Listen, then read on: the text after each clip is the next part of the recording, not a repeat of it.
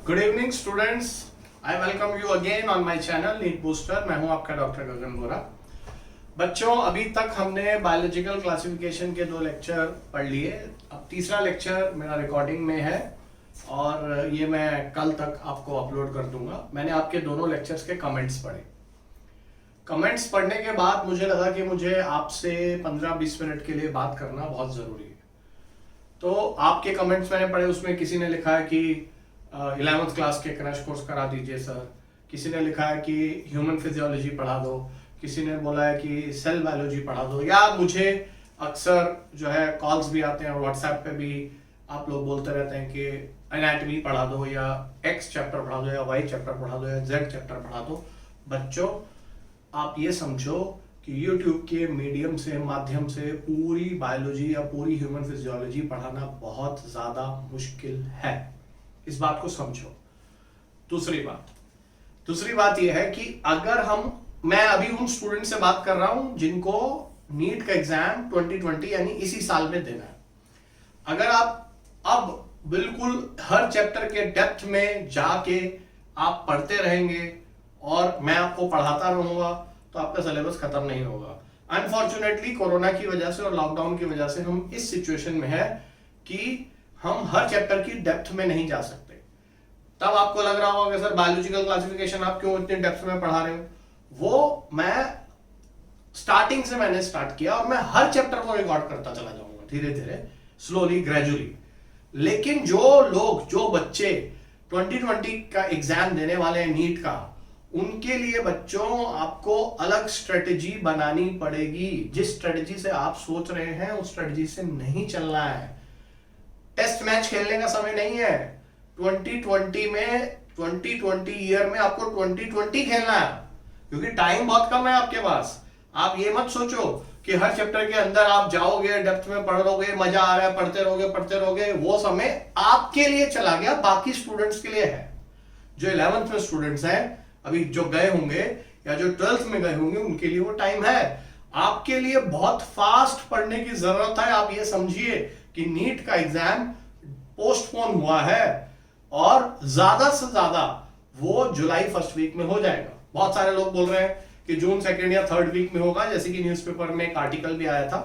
बहुत सारे लोग बोल रहे हैं जुलाई फर्स्ट वीक में हो जाएगा, जून लास्ट में होगा या जुलाई फर्स्ट वीक में होगा। आपको ये नहीं सोचना। आपको यही सोचना है कि अभी से लेकर, अभी हम अप्रैल लास्ट में हैं, अभी से लेकर आपके पास मात्र 40 दिन है, 40 डेज का टाइम है आपके पास। क्योंकि आप मई का 1 महीना लगा लीजिए और 5 दिन इधर से और 5 दिन उधर से, आप 40 दिन का एक प्रोग्राम, एक शेड्यूल बना के चलिए। उस हिसाब से अगर आप तैयारी करेंगे तो आपके सिलेक्शन के चांसेस हैं। मैंने 40 दिन सोच के कहा, क्यों कहा वो भी मैं आपको बता देता हूं। बायोलॉजी में 38 चैप्टर हैं, 22 चैप्टर आप 11th क्लास में हैं और 16 चैप्टर 12th क्लास में है। तो हर दिन आपको एक चैप्टर खत्म करना पड़ेगा, तब जाके आपके 38 चैप्टर कंप्लीट होंगे। इनमें से बहुत सारे चैप्टर्स ऐसे भी होंगे जो कुछ स्टूडेंट्स को नहीं आते होंगे, और कुछ चैप्टर ऐसे होंगे जो आपको बहुत अच्छी तरह से आते होंगे। तो ये आपके आउटलुक पे और आपकी प्रिपरेशन पे डिपेंड करता है कि आप जो चैप्टर आते हैं उसको कितनी जल्दी रिवाइज करते हैं। बल्कि मैं बोलूंगा उसे फास्ट रिवाइज करो। फास्ट पढ़ने का समय है, किसी भी चैप्टर पे स्टक अप करने का समय नहीं है। हाँ, कोई चैप्टर अगर जल्दी हो जाता है तो जहां आपकी ड्रॉबैक्स हैं, जहां आपकी डेफिशिएंसीज हैं, जहां आपकी कमजोरियां हैं, फिर आप उसको टाइम दे सकते हो। लेकिन अगर आप सोचेंगे कि अगर हम ABCD से लेकर XYZ तक YouTube के मीडियम से पढ़ेंगे या खुद से भी बैठ के पढ़ेंगे, तो आप गलत स्ट्रेटजी में फंसे हुए हैं। मार्क माई वर्ड्स, आपको स्ट्रेटजी बदलनी पड़ेगी। देखो बेटा, 3 तरह के स्टूडेंट्स हैं अभी, जो मैं उन्हीं स्टूडेंट से बात कर रहा हूं जो 2020 का एग्जाम देने वाले हैं। ऐसे स्टूडेंट्स हैं कैटेगरी A में, ऐसे स्टूडेंट्स को मैं डालता हूं जिनके मार्क्स बायो में 200 से लेकर और 250 के बीच में आते हैं। ये कैटेगरी 1 स्टूडेंट है, कैटेगरी A बोल दिया मैंने। कैटेगरी B में वो स्टूडेंट्स हैं, मैक्सिमम ऐसे स्टूडेंट्स यहीं पर फॉल करते हैं। मैक्सिमम जितने नीट की तैयारी करने वाले बेचारे गरीब जनता है ना, गरीब जनता इसलिए बोल रहा हूँ क्योंकि स्ट्रगल करने के बाद भी 250 नंबर आते हैं, इससे ज्यादा आते ही नहीं, इसलिए गरीब जनता बोल रहा हूँ कैटेगरी ए वालों को। मेरी बात का बुरा मत मानना, ठीक है। दूसरे जो स्टूडेंट्स हैं उनके मार्क्स 250 से 270 के बीच में आते हैं, नैरो रेंज है, 270 के आसपास आते हैं। बहुत मेहनत करते हैं बेचारे, एनसीईआरटी पढ़ते हैं, रटते हैं, सारा दिन पढ़ते हैं, दिन रात तैयारी करते हैं, दुनिया भर की ऑब्जेक्टिव भी लगाते हैं, 270 से ऊपर नहीं जाते। तीसरे ऐसे भी स्टूडेंट्स होते हैं जिनके 280 290 मार्क्स आते हैं लेकिन लेस देन 300 रहते हैं। तो अब ये जो बच्चे हैं ना, तीनों कैटेगरी की, ये तीनों कैटेगरी के बच्चे परेशान हैं। आप समझ सकते हैं क्यों परेशान है? क्यों? क्योंकि आपको बायो में 300 प्लस मार्क्स चाहिए बेटा सिलेक्शन के लिए, ये मिनिमम है, ठीक है। चाहिए तो आपको 325 330 340 जितने मैक्सिमम आ जाए। आने को तो पिछले साल एक लड़की के 360 में से 360 भी आए थे, आप जानते हैं, पिछले से पिछले साल आए थे, सॉरी। तो अब क्या है ना, यहां से इन स्टूडेंट्स के लिए क्या स्ट्रेटजी बनाई जाए कि इनका स्कोर जो है वो 320 330 340 पर पहुंच जाए। पहुंचता है बच्चे, अपने में विश्वास रखो, ऐसा नहीं कि नहीं पहुंचता है। जो स्टूडेंट सिलेक्ट होते हैं ना अच्छे रैंक से और अच्छे मेडिकल कॉलेज में जाते हैं, उनके आराम से 325 330 नंबर आते हैं, ठीक है। किसी किसी के 340, ऐसे भी मैंने स्टूडेंट पढ़ाए हैं जिनके एक या दो ही क्वेश्चन गलत हुए, ऐसे भी होते हैं, लेकिन ऐसे स्टूडेंट कम होते हैं। यहां तक तो आराम से पहुंचा जा सकता है, ठीक है। यहां पर अगर आप पहुंचना चाहते हैं तो बहुत मेहनत की जरूरत है, बहुत मेहनत की जरूरत है, थोड़े लक की भी जरूरत है, और ये तो लक ही है, क्योंकि कभी कभी क्या होता है ना कि आपके आंसर की और नीट वालों के एनटीए की आंसर की अगर सेम हो जाए तो 360 आ सकते हैं। ये रेयर बात होती है। आए हैं एक लड़की के, इसलिए मैंने बोला, ठीक है। तो अब हमें कोशिश करके अपने मार्क्स को मैक्सिमाइज करना है। तो मेरे बच्चे जो कैटेगरी ए वाले हैं, बी वाले हैं, सी वाले हैं, तीनों ध्यान से सुन लो। एनसीईआरटी तो तीनों को पढ़नी ही है, और एनसीईआरटी बिल्कुल अच्छे से पढ़नी है, एक एक लाइन अच्छे से पढ़ना है।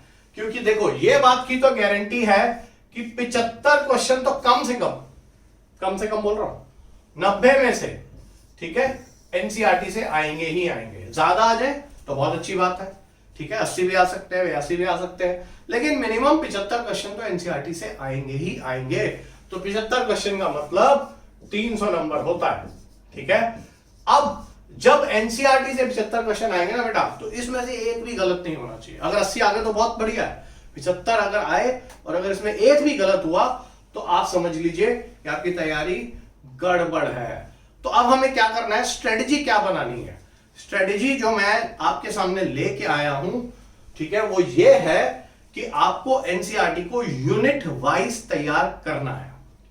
देखो मैंने क्या बोला, आपके पास 40 दिन है, 40 डेज का शेड्यूल बना लीजिए, और हर दिन में ऑलमोस्ट एक चैप्टर पढ़ना है, ठीक है। कोई कोई चैप्टर अगर 2 दिन में भी होता है तो कोई कोई चैप्टर आधे दिन में भी होगा, क्योंकि आपने बहुत सारे चैप्टर अच्छे से पढ़ भी तो रखे होंगे। कोई तो चैप्टर अच्छा होगा, स्ट्रांग होगा, सारे थोड़ा वीक है।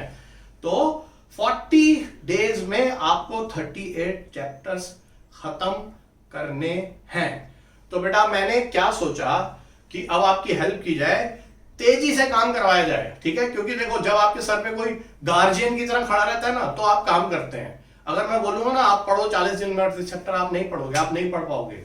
तो मैं आपको टास्क दूंगा, ठीक है, मैं आपको काम दूंगा, टास्क दूंगा, जैसे छोटे बच्चों को होमवर्क देते हैं, यूनिट वाइज दूंगा, ठीक है। हम यूनिट वाइज चलेंगे। तो मैं ये काम अभी मंडे से शुरू करूंगा। मंडे को मैं यूनिट वाइज आपको बताना शुरू करूंगा, यूनिट वाइज कि ये यूनिट है। जैसे मान लीजिए हम 11th क्लास से शुरू करेंगे, तो 11th क्लास में मैंने एनसीईआरटी यहां पर डाउनलोड भी करी हुई है अपने पास, आपको मैं स्क्रीनशॉट में दिखा रहा हूं, इसमें अपने टीवी में दिखा रहा हूं। यहां पर हम हर यूनिट में चलेंगे। जैसे हम 11th क्लास में आप मान लीजिए 5वीं यूनिट से स्टार्ट करेंगे, ह्यूमन फिजियोलॉजी से, इसमें 7 चैप्टर हैं। मैं आपको मंडे से बताऊंगा कि हर वीडियो में बताऊंगा कि अगर ह्यूमन फिजियोलॉजी पढ़नी है तो आपको 7 चैप्टर्स में से क्या क्या इंपॉर्टेंट पढ़ना है, क्योंकि आपकी डिमांड है। आप बहुत सारे स्टूडेंट से बोलते हैं कि सर बताइए कौन कौन से टॉपिक्स इंपॉर्टेंट हैं, या क्या क्या क्वेश्चंस आते हैं, या फिर किस अप्रोच से पढ़ना चाहिए। तो मेरा टास्क क्या होगा मैं आपको बता देता हूं। हम लोग जैसे 5वें यूनिट से शुरू करेंगे 11th क्लास में, ह्यूमन फिजियोलॉजी बड़ी यूनिट है इसलिए मैंने पहले उठा ली, 7 चैप्टर हैं। मंडे को मैं एक वीडियो अपलोड करूंगा, मैं उस पर काम कर रहा हूं, जिसमें मैं आपको बताऊंगा digestive system, respiratory system, circulatory system, excretory system, skeletal system जिसे आप मूवमेंट एंड लोकोमोशन कहते हैं, न्यूरल कोऑर्डिनेशन, केमिकल कोऑर्डिनेशन, इन सब चैप्टर्स में आपको कौन कौन से टॉपिक्स किस किस तरह से पढ़ने हैं, पढ़ाऊंगा नहीं, तरीका बताऊंगा। और जब वो टास्क आपको मैं 4 दिन का या 5 दिन का टास्क दूंगा, जैसे 7 चैप्टर है तो 5 दिन में आपको खत्म करने हैं, ठीक है। आप कहेंगे अभी तो आप बोल रहे थे कि एक दिन में एक चैप्टर खत्म करो, 7 चैप्टर आपको 5 दिन का टाइम दूंगा, 5 दिन में आपको खत्म करने हैं, ठीक है। 5 दिन के बाद मैं आपको 6वें दिन आपको मैं एक टेस्ट दूंगा, ठीक है। एक टेस्ट दूंगा जो मैं आप मुझे अपना ईमेल आईडी दे देंगे या मैं आपको यहीं से आपको पीडीएफ डाउनलोड करके भेज दूंगा, ठीक है। उस टेस्ट को आप देंगे, फिर उसके बाद अगले दिन फिर हम दूसरे यूनिट का मैं आपको एक लेक्चर मतलब एक मैं प्लान अपलोड करके बताऊंगा। फिर प्लांट फिजियोलॉजी में चलेंगे कि प्लांट फिजियोलॉजी में कौन कौन से क्वेश्चन आते हैं, कौन कौन से टॉपिक में कैसे कैसे पढ़ना है, कैसे पढ़ना है ये बताऊंगा, पढ़ाऊंगा नहीं, पढ़ाना पॉसिबल नहीं है। तो यूनिट बाय यूनिट हम लोग चलते रहेंगे। तो मेरे ख्याल से अगर आप मुझे इसको फॉलो करोगे, साथ में जो टेस्ट दूंगा उसको करोगे, तो आपकी परफॉर्मेंस मैक्सिमाइज होगी। इन तीनों स्टूडेंट्स के लिए मैं बात कर रहा हूं, ठीक है। जिनके 200 से 250 आते हैं वो भी मैक्सिमाइज कर पाएंगे, क्योंकि क्या है ना, मैंने बार बार बोला, अगर आपके सर के ऊपर कोई आदमी बैठा नहीं रहेगा ना, आपको पुश नहीं करेगा ना, तो आप पढ़ेंगे नहीं। खुद से प्लान बनाते समय आप सिर्फ प्लान बनाते हैं, उसको एग्जीक्यूट नहीं करते। तो बेटा मेरे साथ मेहनत करो। इस लॉकडाउन के टाइम में मैं आपके साथ बिल्कुल फिजिकली आपके आमने सामने आके आपको नहीं पढ़ा सकता, लेकिन ऐसे में आपको हेल्प कर सकता हूं। हम लोग, आप लोग और हम सब मिलके मेहनत करते हैं। बाकी भगवान का आशीर्वाद रहा तो जरूर सफलता मिलेगी, ठीक है। तो हम लोग मंडे से शुरू करेंगे। मंडे को मैं आपको ह्यूमन फिजियोलॉजी से एक लेक्चर अपलोड करने की बात, मैं एक लेक्चर अपलोड करूंगा जिसमें मैं आपको बताऊंगा कि ह्यूमन फिजियोलॉजी में अलग अलग सिस्टम्स में क्या क्या पढ़ना है। फिर मैं आपको उसके बाद आपका उस दिन से टास्क शुरू हो जाएगा। टास्क खत्म होते ही मैं आपको क्वेश्चन दूंगा। मेरे ख्याल से मेरी बात आपको समझ में आ गई होगी। और जो बच्चे बायोलॉजिकल क्लासिफिकेशन पढ़ रहे हैं वो वैसे भी साथ में पढ़ते रहे, वो मैं लेक्चर अपलोड करता रहूंगा, उसे रोकूंगा नहीं।